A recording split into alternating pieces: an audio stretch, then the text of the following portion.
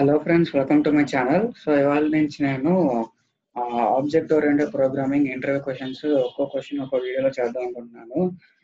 ఎందుకంటే ఇంటర్వ్యూకి వెళ్ళే ముందు జస్ట్ ఒక 1-2 మినిట్స్ వీడియో చూస్తే మీకు ఒక క్వశ్చన్ గురించి ఒక క్లారిటీ వస్తుంది. సో చిన్న చిన్న వీడియోస్ చేద్దాం డిసైడ్ అయ్యాను. సో ఇవాళ object oriented programming interview questions అన్ని కవర్ చేస్తాను, ఒక్కో క్వశ్చన్ ఒక్కో వీడియోలో పెట్టి. సో అన్ని చూడండి. సో ఫస్ట్ క్వశ్చన్ వచ్చేసి, what is the difference between OOP and SOP? OOP అంటే object oriented programming and SOP అంటే స్ట్రక్చర్ ఓరియంటెడ్ ప్రోగ్రామింగ్. సో ఇప్పుడు డిఫరెన్సెస్ లోకి వెళ్ళిపోతే, ఆబ్జెక్ట్ ఓరియంటెడ్ ఓఓపి అంటే ఆబ్జెక్ట్ ఓరియంటెడ్ ప్రోగ్రామింగ్ లో ఏముంటాయి? ఆబ్జెక్ట్స్ ఉంటాయి. ఫంక్షన్ స్ట్రక్చర్ ఓరియంటెడ్ ప్రోగ్రామింగ్ లో ఏముంటాయి? ఫంక్షన్స్ ఉంటాయి. For example, structure oriented programming అంటే C language and object oriented programming అంటే జావా. పైథాన్ కూడా ఆబ్జెక్ట్ ఓరియంటెడ్ ప్రోగ్రామింగ్. పైథాన్ లో స్పెషల్ ఫీచర్ ఏంటంటే Python supports both object and function oriented programming language. కానీ జావాలో ఫంక్షన్ ప్రోగ్రామింగ్ ఉండదు, అంటే ఫంక్షన్స్ ఉండవు, ఓన్లీ ఆబ్జెక్ట్స్ మెథడ్స్ మాత్రమే ఉంటాయి. పైథాన్ లో ఫంక్షన్స్ రాయొచ్చు, అలాగే ఆబ్జెక్ట్స్ మెథడ్స్ కూడా క్రియేట్ చేయొచ్చు. సో అది both functional and object oriented programming language. And object oriented programming వచ్చేసి బాటమ్ అప్ అప్రోచ్.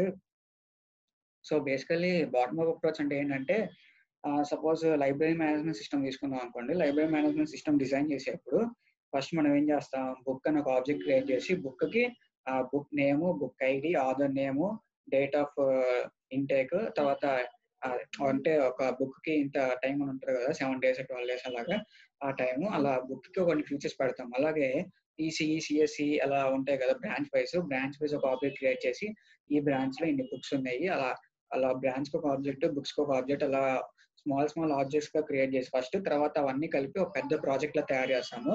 అది bottom up approach. Top down approach అంటే ఏంటంటే, ఫస్ట్ ఒక పెద్ద ప్రాజెక్ట్ ని స్మాల్ పార్ట్స్ కి డివైడ్ చేసి, ఆ స్మాల్ పార్ట్స్ ఇంకా స్మాల్ పార్ట్స్ కి డివైడ్ చేసి ఒక్కో పార్ట్ ని ఒక్కొక్కరికి అసైన్ చేయడం లాంటిది టాప్ డౌన్ అప్రోచ్ అంటే. అది structural programming. Object oriented programming అంటే మనం స్టార్ట్ చేయడమే చిన్న చిన్న పార్ట్స్ స్టార్ట్ చేసి అవన్నీ కలిపేసి ఒక పెద్దదాన్ని చేయడము. స్ట్రక్చర్ అంటే పెద్దదాన్ని ఫస్ట్ బ్రేక్ డౌన్ చేసి, ఆ బ్రేక్ డౌన్ చేసి చిన్న స్మాల్ మాడ్యూల్స్ గా డివైడ్ చేసి ఆ స్మాల్ మాడ్యూల్స్ ని చేయడము టాప్ డౌన్ అంటే. తర్వాత ప్రొవైడ్స్ డేటా హైడింగ్ అంటే ఏంటంటే, మన డేటాని వేరే వాళ్ళు యాక్సెస్ చేయకుండా ఉంటాం. సపోజ్ క్లాసెస్ చూసుకున్నాం అనుకోండి. క్లాసెస్ లో సపోజ్ డేటా మెంబర్ ని ప్రైవేట్ గా డిక్లేర్ చేస్తే, ఆ ప్రైవేట్ డేటా మెంబర్ ని ఎవరు యాక్సెస్ చేయలేరు. సో దానివల్ల డేటా హైడింగ్ జరుగుతుంది. ఇంకా ఫంక్షనల్ ప్రోగ్రామింగ్ కాన్సెప్ట్ లో డేటా హైడింగ్ అనే కాన్సెప్ట్ లేదు. ఆ తర్వాత కాంప్లెక్స్ ప్రాబ్లమ్స్ సాల్వ్ చేయడానికి ఊప్స్ వాడతాము. నార్మల్ ప్రాబ్లమ్స్ సాల్వ్ చేయడానికి ఫంక్షనల్ ప్రోగ్రామింగ్ వాడతాము.